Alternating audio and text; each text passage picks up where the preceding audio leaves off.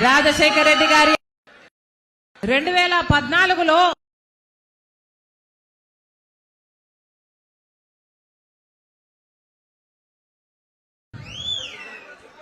BJP తరపున వచ్చి 10 సంవత్సరాలు ఆంధ్రప్రదేశ్ కు ప్రత్యేక హోదా ఇస్తాను అని మాట ఇచ్చారు. ఇంకా ఎన్నికలు జరగలేదు.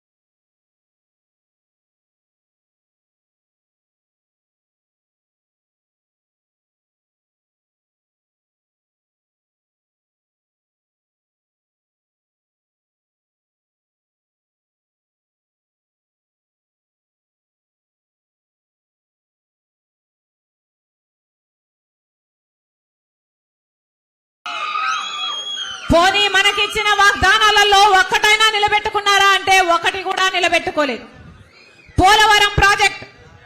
పోలవరం ప్రాజెక్టు జాతీయ హోదా ఇచ్చి 90% నిధులు మేమే ఇస్తామన్నారు. మరి ఏమైంది? మా పోలవరం ప్రాజెక్ట్ ఇంకా పూర్తి కాలేదు అంటే మీరు కేడీ కాకపోతే మీరు మోడీ ఎలా అవుతారు అని ప్రాంత రాష్ట్ర ప్రజలు ప్రశ్నిస్తున్నారు. 10 సంవత్సరాలైనా ఇంతవరకు మాకు రాజధాని లేదు.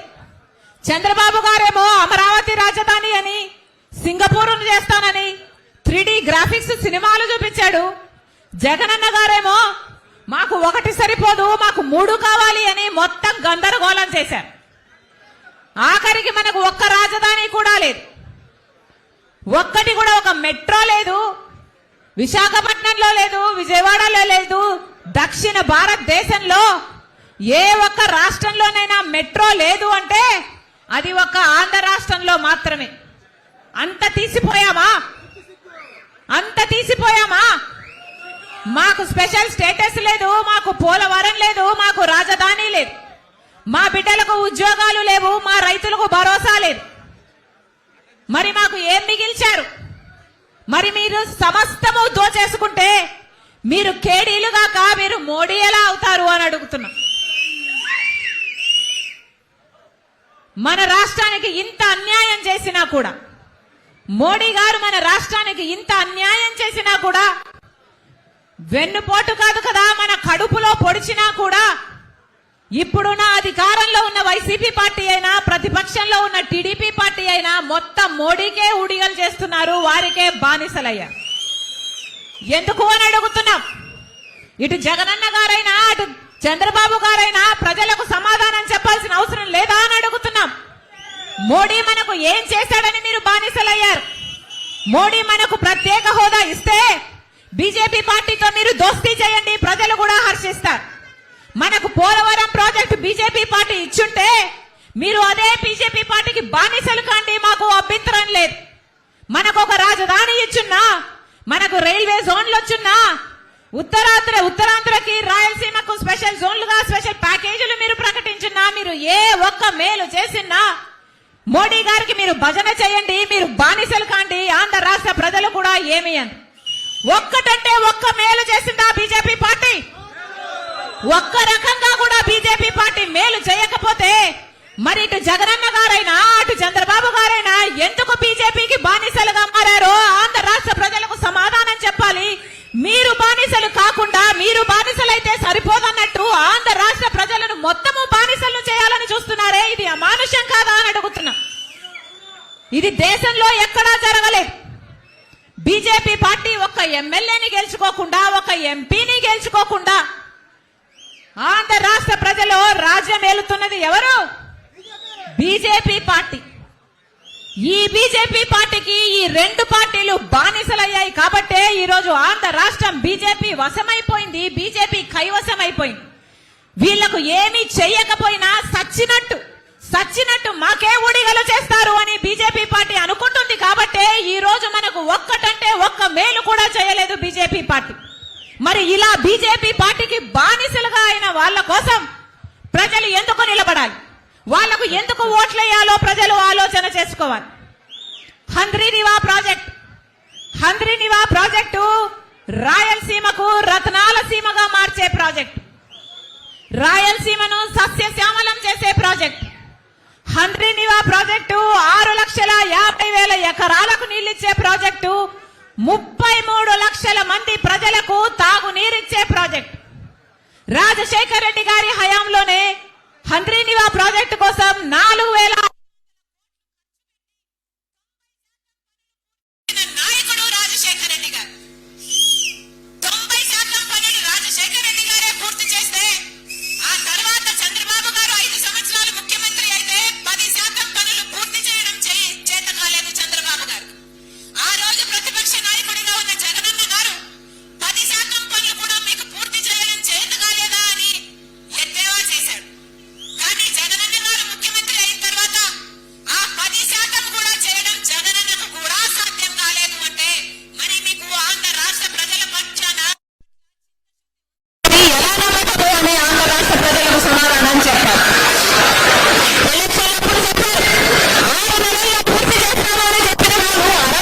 అయిపోతుంది కదా, మరి ఆ 10% మీకు ఎందుకు పూర్తి చేత కాలేదు అని అడుగుతున్నాం. అలాగే గాలేరు నగరి ప్రాజెక్టు అది అంతే అటకెక్కింది కదా. 50% పనులు రాజశేఖర రెడ్డి గారే పూర్తి చేస్తే మిగతా 50% పనులు మేము అధికారం లేకొచ్చిన 6 నెలల్లో పూర్తి చేస్తామన్న వాళ్ళు 5 సంవత్సరాలు అవుతున్నా కూడా ఈ రోజు వరకు కూడా గాలేరి నగరి ప్రాజెక్టు పూర్తి కాలేదు, హంద్రీనివాగ్ ప్రాజెక్టు పూర్తి కాలేదు. అసలు రాజశేఖర రెడ్డి గారు చేసిన జలయజ్ఞంలో వచ్చిన ఆయకట్టే తప్ప 1 ఎకరానికి కూడా మీరు ఆయకట్టు పెంచగలిగారా అని జగనన్న గారిని సవాలు చేస్తున్నారు ఆంధ్ర రాష్ట్ర ప్రజలు. సమాధానం చెప్పండి. మరి మీరు రాజశేఖర రెడ్డి గారి వారసులు ఎలా అవుతారు? రాజశేఖర రెడ్డి గారి సంక్షేమ పాలనకు జగనన్న పాలనకు ఆకాశానికి పాతాళానికి ఉన్నంత తేడా లేదా? నిన్న ఒక ప్రాజెక్టుకు పోయాం. రాజశేఖర రెడ్డి గారు 750 కోట్లు పెట్టి ప్రాజెక్టు పూర్తి చేస్తే ఆ ప్రాజెక్టుకు కనీసం మెయింటెనెన్స్ అంటే ఆయిలింగ్, గ్రీసింగ్ ఇలాంటివి కూడా లేక ఆ గేట్లు ఊడిపోయి ఆ నీళ్లలోనే తేలుతున్నాయి. సిగ్గుగా లేదా? గుండ్లకమ్మ ప్రాజెక్ట్ రాజశేఖర రెడ్డి గారు ప్రాజెక్టు పూర్తి చేస్తే మీకు కనీసం మెయింటెనెన్స్ చేయడం కూడా చేత కాలేదు అంటే మీరు రాజశేఖర రెడ్డి గారి సంక్షేమ పాలన అందిస్తున్నట్ట అని మీకు మీరే ప్రశ్నించుకోండి. రాజశేఖర రెడ్డి గారు మాట మీద నిలబడే నాయకుడు, ఏ మాట ఇచ్చినా మాట తప్పని నాయకుడు రాజశేఖర రెడ్డి గారు. మరి మీరు ఎన్ని మాటలు చెప్పారు? స్పెషల్ స్టేటస్ తీసుకొస్తాను అని చెప్పారు, ఆ మాట తుంగలో తొక్కారు. పూర్తి మద్యపాన నిషేధం అని చెప్పారు, పూర్తి మద్యపాన నిషేధం అని నేను మేనిఫెస్టోలో పెడుతున్నాను అని చెప్పారు. పూర్తి మద్యపాన నిషేధం చేయకపోతే నేను అసలు మీ ముందుకొచ్చి ఓట్లే అడగనన్నారు జగనన్న గారు. మేనిఫెస్టో అంటే నాకు బైబిల్ లాంటిది, ఖురాన్ లాంటిది, భగవద్గీత లాంటిది అన్న జగనన్న గారు మరి ఇప్పుడు పూర్తి మద్యపాన నిషేధం ఎందుకు చేయలేదు అని ఆంధ్ర రాష్ట్ర ప్రజలకు సమాధానం చెప్పాలి. మాట తప్పని మడమ తిప్పని నాయకుడు రాజశేఖర రెడ్డి గారు అయితే మీరు ఇచ్చిన మాట ప్రతి మాట తప్పారు కదా జగనన్న గారు. మరి ఆంధ్ర రాష్ట్ర ప్రజలకు ఏం అని అడుగుతున్నాం. ఇక్కడే ఉంది మన్నవరంలో రాజశేఖర రెడ్డి గారు ముఖ్యమంత్రిగా ఉన్నప్పుడు 6,000 కోట్ల రూపాయలు పెట్టి BHEL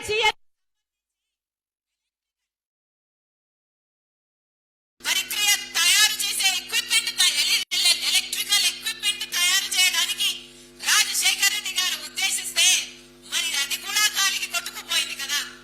బీజేపీ పార్టీ అధికారం లేకొచ్చినాక దానికి 1 రూపాయి అంటే 1 రూపాయిన ఇయ్యకపోతే ఆ ప్రాజెక్టు కూడా అడ్డకెక్కింది. ఇలా బీజేపీ మనకు ఒక్కటి చెయ్యకపోయినా కూడా ఈ రోజు అటు కాంగ్రెస్ పార్టీ అయినా, ఇటు తెలుగుదేశం పార్టీ అయినా, ఇటు చంద్రబాబు గారైనా, ఇటు జగనన్న గారైనా బీజేపీ పార్టీకి బానిసలయ్యారు అన్నది వాస్తవం. మన కంటికి కనిపించని పొత్తులు, మన కంటికి కనిపించని ఈ దోస్తి, కానీ బీజేపీ పార్టీకి అమ్ముడుపోయారు. స్వలాభం కోసం రాష్ట్ర ప్రజల ప్రయోజనాలను తాకట్టు పెట్టిన పార్టీలు వైసీపీ పార్టీ, తెలుగుదేశం పార్టీ.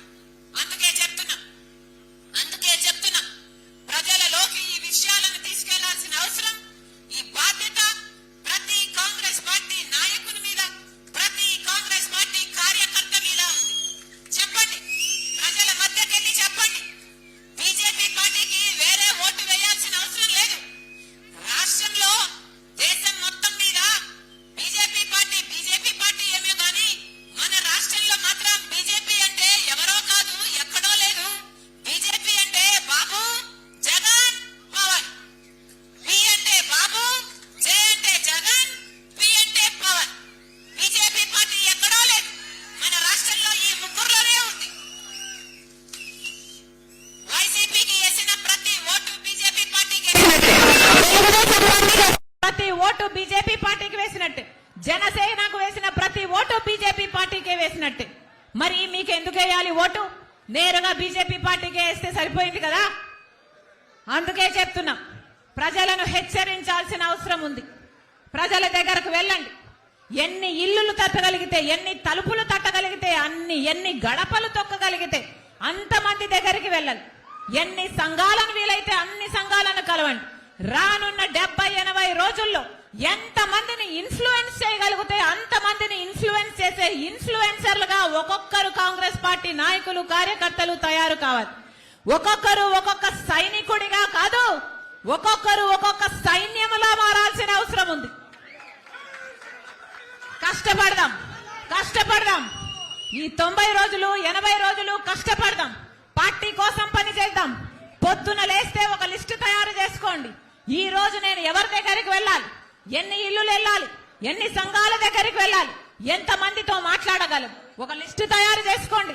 ఆ లిస్టు ప్రకారం ప్రతి రోజు మీరు చేయాల్సిన కార్యక్రమము మన భవిష్యత్తు ఎలా మారాలి, మన భవిత ఎలా బాగుపడుతుంది, మళ్ళీ ఈ పార్టీలకు అధికారం ఇస్తే మళ్ళీ బీజేపీకే బానిసలవుతారు అని చెప్పండి. రాజశేఖర్ రెడ్డి గారు బీజేపీకి వ్యతిరేకి అని చెప్పండి. ఎందుకంటే అది మతతత్వ పార్టీ కాబట్టి, ఎందుకంటే మతం పేరుతో చిచ్చు పెట్టే పార్టీ కాబట్టి. ఇవన్నీ విషయాలను ప్రజల దగ్గరకు తీసుకువెళ్లాల్సిన బాధ్యత నా పైన మీ పైన ఉంది. ప్రతి కార్యకర్త ఒక సైన్యంలా మారాలి అని కాంగ్రెస్ పార్టీ ప్రతి కార్యకర్తకు, ప్రతి నాయకునికి శిరస్సు వంచి చేతులు జోడించి మనస్ఫూర్తిగా ప్రార్థించుకుంటున్నాం. మీ అందరూ పని చేస్తే మళ్ళీ కాంగ్రెస్ పార్టీ అధికారంలోకి వస్తుంది.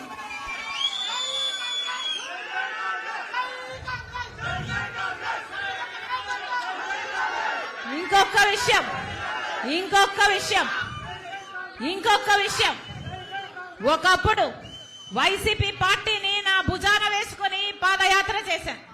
వైసీపీ పార్టీని నా పాదయాత్రతో నా ఇంటిని, నా బిడ్డల్ని పక్కన పెట్టి 3200 కిలోమీటర్లు పాదయాత్ర చేసి ఆ పార్టీని నిలబెట్టాను. వైసీపీ పార్టీకి ఏ అవసరం వచ్చినా నేను అండగా నిలబడ్డాను. ఆ పార్టీని అధికారంలోకి తెచ్చాను. ఈ రోజు కనీస కృతజ్ఞత లేకుండా ఈ రోజు నా మీద, నా వ్యక్తిగత జీవితం మీద, నా పేరు మీద నానా రకాలుగా నా మీద దాడి చేస్తున్నారు. అయినా చెప్తున్నాం, భయపడేది కాదు రాజశేఖర్ రెడ్డి బిడ్డ. పులి కడుపున పులే పుడుతుంది.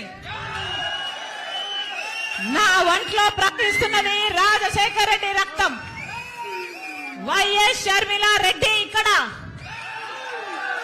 నా గుండెలో నిజాయితీ ఉంది.